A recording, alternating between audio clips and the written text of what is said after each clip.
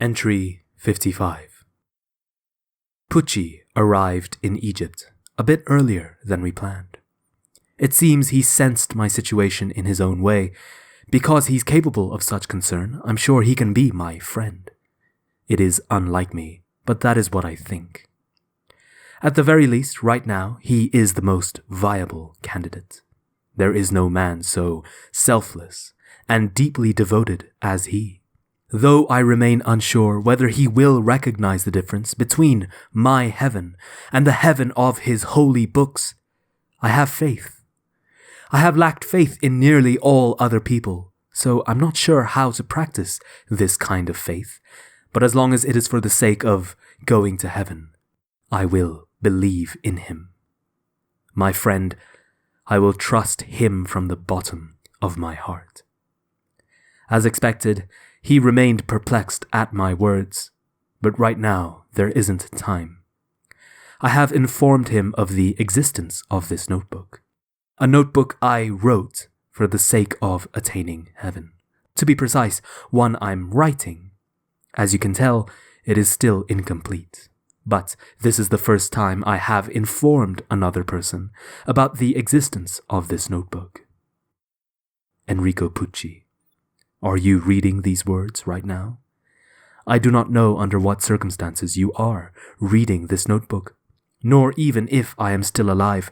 But if fate in this world is as powerful a force as we say, then gravity, the force that acts between people and pulls us together, must be just as powerful. If something that could be called friendship exists between you and I, then you will read these words, regardless of the manner, and you will learn what heaven is. If, after that, you agree with my goals, then I ask you, I, Dio, bow my head and beg you, no matter what happens, no matter what means you must use, no matter what sacrifices you must make, please, carry out my plan. I will do as much as I can. I ask you to do so as well. Find the path to heaven. Entry 56. I am skipping to the next page because my sentimentality overtook me. Ridiculous. It almost seemed as if I was writing a will. I have already been killed by Jonathan twice, haven't I? Yet only now do I feel some slight sensation that my life is threatened. It's only a misapprehension, I'm sure. I'm not opposing Jonathan now. Only his descendants. I am opposed only by people who inherited from Jonathan, but not Jonathan himself. I have nothing to be afraid of, nothing to feel fear or anxiety about. But let us say for argument's sake that, not long from now, I am defeated by them. I don't want to be apprehensive of this future, but rather know with certainty if it shall come to pass. Then I could prepare myself. I can fight with resolve. With as much certainty as knowing that 10 o'clock comes before 11 o'clock and after comes 12 o'clock. If one sees the future like the ticking of a clock, if one knows the future, then one forms a resolve. Pucci quickly returned to America. Now that Enya the hag is dead, I no longer must keep secret my meetings with him. Except now, in place of Enya's surveillance, the Joestar group approaches. It would be unsavory if they learned of Pucci. I do not want them to know Pucci has anything to do with me. So, though he did not do it last time, just to be safe I sent him home with the bodyguard this time. His name is John Galley A. He is the user of a stand called Manhattan Transfer. Like Kenny G and Vanilla Ice, his stand does not represent one of the tarot cards, nor the 9 major Egyptian gods. I would call him a stray stand user. And knowing him, he will be able to bring Pucci back to America, avoiding detection from the Joestar group. I have done all I can. There is just a little more. Just a little. Entry 57. The Oingo and Boingo brothers have been defeated. Sadly, it seems they lost in a rather stupid way. I would rather not record the details, so I will refrain, but some explication is necessary. The elder brother, Oingo, misread the future predicted by Thoth. In determining the future and gaining knowledge of it, Boingo's ability is the closest thing to what I seek, only the reader gains nothing more than the very near future. And further, as Oingo proved, it allows for many interpretations. It is definitively and fatally insufficient for my plan to attain heaven. If one knows the future, one can prepare oneself. Boingo's words were not a lie, nor were they mistaken, but if Thoth's predictions can be misinterpreted, then it must be the case that resolve cannot be formed through them. Even if a hopeless future is shown, one may forcibly interpret it as something positive, as something good for yourself, and that is surely the typical human reaction, is it not? That is not good. My plan requires knowledge of the absolute future, whether it is hopeless or hopeful, an absolute future. For that reason, Thoth is not enough. As the case may be, I had thought of borrowing his ability to construct my plan for heaven. Now, that's more difficult. The elder brother Oingo is more or less retired, but Boingo, perhaps he was better prepared than his brother. I believe Boingo can fight again after a bit of recovery. Alone, his stand cannot fight at all, but if he forms a team with someone. Oingo's stand Knum allows him to transform himself. It also lacked fighting power on its own. I had him form a team with his brother because he did not trust anyone else.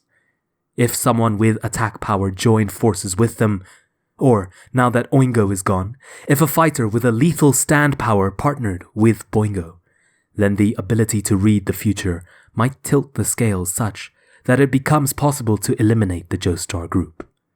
The question is with whom I should have him join. There really is no one that will form a tag team with a fellow stand user, besides Whole Horse. Entry 58. A watch. I remembered, very suddenly. I feel like this is something I may forget quickly, so I'm going to hurry and record it immediately. This is a memorandum, after all. 100 years ago, to be more precise, 108 years ago, I borrowed a watch from Jonathan. I still haven't returned it. It was surely caught in the fire that destroyed the Joestar mansion. When I was not wearing a mask in front of Jonathan, not the stone mask, but the mask of being a good student, I borrowed that watch. More honestly, I stole it. I think it was from then that my stand, the world, was decided. I intended not to give it back until it was broken. Ever since that day, when I took that watch from Jonathan, I was not going to return it until it stopped. But simply stopping time is not enough. I must go until I can control the entire world. Not until I rule all of the present. If I am to control the future, that is, heaven, then the world, must progress forward another stage. Controlling time is not enough. A stand that makes time progress. A stand that accelerates time. But for that end, I must possess courage. The courage to temporarily discard the world. Will I be able to do that? Givers, takers, inheritors. I must become none among these, something else entirely. A discarder. Entry 59. Sethan, Anubis, and Bastet have been defeated. It feels like it keeps happening one after another. At this point, I no longer anticipate reports of victory nor accomplished missions. I personally scouted the 9 major Egyptian gods and am therefore certain they are exceptionally strong stand users. Alas, it seems that the Joestar group is simply superior.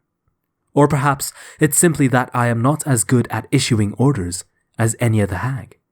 Even if I have lived for 100 years, The majority of those years were spent at the bottom of the sea. I certainly cannot claim to be a seasoned leader. Speaking of seasoned leaders, it seems Joseph Joestar's plan defeated Maria's Bastet. As I thought, he is merciless even if his opponent is a woman. And this man, who will mercilessly use cowardly tricks, crafty deception, and set traps in order to win, has inherited very little from Jonathan Joestar. If it took Maria's defeat to ascertain that much, then her defeat was meaningful. The real problem is Alessi. His stand ability allows him to make people return to their youth. Today, just today, I realize that aspects of his power resemble my ideals. The ability to redo a life, to live it again, to grow the same way, have the same failures, repeat the same mistakes, and likely lead the same sort of life, even if they did their lives over again. Would people have resolve for such a life? If one can redo one's life, I think one should, even if one does relive the same life. One should go through that cycle many times over, don't you think? In answering that question, I became interested in his stand, a stand that allows one to return to one's youth. But it seems his personality incurred Polnareff's wrath, and he was placed in an irrecoverable state. It's too bad, I suppose. While the Joestars do not know of my goal, to attain heaven, they have certainly managed to get in my way with the greatest efficacy. Even if it's a coincidence, it still puts me in a bad mood. I truly feel that I will soon have to go and eliminate them personally. I am still not fully adapted to my body, to Jonathan. The recovery of the left side has been a little weak. I am unprepared to fight against them, and they have grown through fighting many, many battles. Now that things have reached this stage, I feel I should have gone to strike them down at the very beginning. However, it is useless to say that now.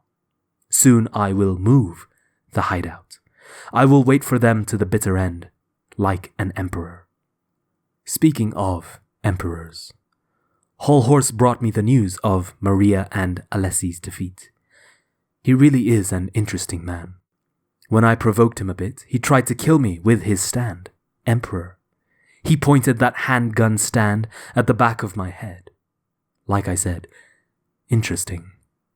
The moment he tried to kill me, he didn't even sweat, nor did he start breathing heavily. Incredible resolve. Those with resolve are beautiful.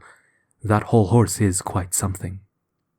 Without thinking, I used my stand. I used the world to stop time. I displayed my ability. Quite a treat for him.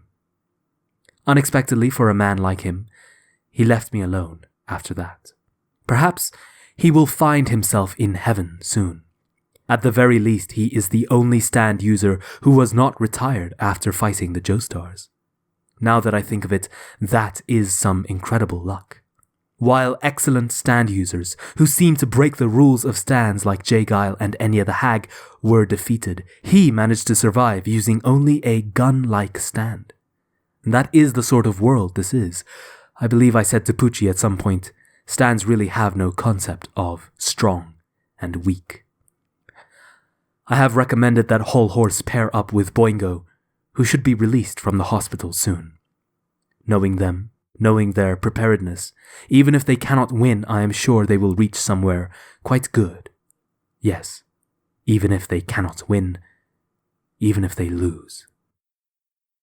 Entry 60.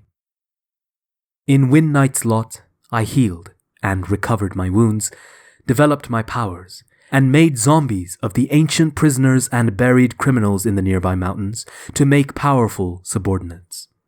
I was endeavoring to create an army, but I did many things besides as well. I did what I had to do. I did them the way they had to be done. In other words, human experimentation. I tried to learn the possibilities of the stone mask and the possibilities of immortality. That being said, I never repeated the stone mask experiment on others to see what happened. Actually, I never did another experiment with the stone mask itself. I decided that the powers of the stone mask are a privilege only I should have. It wasn't so much a precaution as it was the natural conclusion to arrive at. Even if I am an immortal vampire, if there are many like me, it loses value. The pinnacle is beautiful because it is singular. That is what I thought. The experiments I did perform were ones like these, fusing the head of a human to the body of a dog, or the other way around. I tried putting together a zombie head and a living human's body, and the other way around. I placed snakes inside a corpse and other such things. At a glance, these experiments may seem like grotesque games, but I was not playing around in the least, and those experiments actually bore fruit. My vampire head and Jonathan's human body. I could only fuse myself to Jonathan because of what I learned from my many experiments. My experiments came to life. Because of those experiments, when Jonathan ran his hamon through me, I unhesitatingly cut off my own head. I had proof that I could later take over someone else's body, and so I was able to discard a body destroyed by hamon. To be perfectly honest, anyone's body would have been fine. There was no need to go so far as to take Jonathan's body. If I had just taken some ordinary person's, some weak person's body, then I may not have been sealed in the bottom of the sea for 100 years after that. But, knowing all that very well, I still wanted Jonathan Joestar's body. I could have no others. That is just how much I respected Jonathan Joestar, my arch enemy at that time. And his body was particularly important to me. I thought of that body as my own. That is why I attempted to take it. As a taker, I decided I would take it. And in the end, I was not mistaken in my thinking. After all, once I acquire Joestar blood and adapt a bit more to this body, I will undoubtedly become me. No one else but me. Entry 61. Daniel J. Darby has been defeated. That natural-born gambler at one time had Jean-Pierre Polnareff and Joseph Joestar's souls, but at what one might call the final stage, he was defeated by Jotaro Kujo. The report said that his cause for defeat centered around the secret knowledge regarding the power of my stand, the world. One of the rare soul-manipulating stand users was taken from me, thanks to the Joestars. It leaves me with feelings of emptiness and despair, that no matter what I do, the Joestar family will find some way to overcome it. In fact, there is a feeling of paranoia welling up inside me. By the same token, however, the fact that the Joestar family oppose my actions, intentionally or otherwise, is a sign that I am walking the right path. I have a feeling that Jonathan Joestar is blocking my way, that the heaven I seek lies beyond him. Soul manipulating stand users. The primary candidate, Pucci, has already returned to America, so there won't be problematic delays in the actual plan. But now I have lost some insurance or reassurance. It is vital now that I do not also lose the younger Darby brother. Perhaps just to be safe, I should send him out of the country as well. No, I cannot do that. No matter what I said to that proud young man, I doubt he would ever leave the mansion. Even if I told him the truth about the path to heaven, I expect he would say, well, that is all the more reason for me to stay in the mansion. I must stay by your side. It would be very much like him. In fact, I can even imagine his facial expressions as he says those words. Compared to his older brother, who had a very flexible attitude, the younger brother is quite obstinate. So, as long as I don't pierce him with a flesh bud, he will not listen to what I say to him. Of course, I would not use a flesh bud on him because of his useful stand ability. I have no choice but to let him do as he pleases. I will maintain my non-interference policy. I pray that Whole Horse and Boingo eliminate the Joestar group. I am ashamed to think this way, as someone who proclaims to have surpassed humanity, but in my current condition, it is all I can do. Truly very little I can do. And I have been this way for 100 years.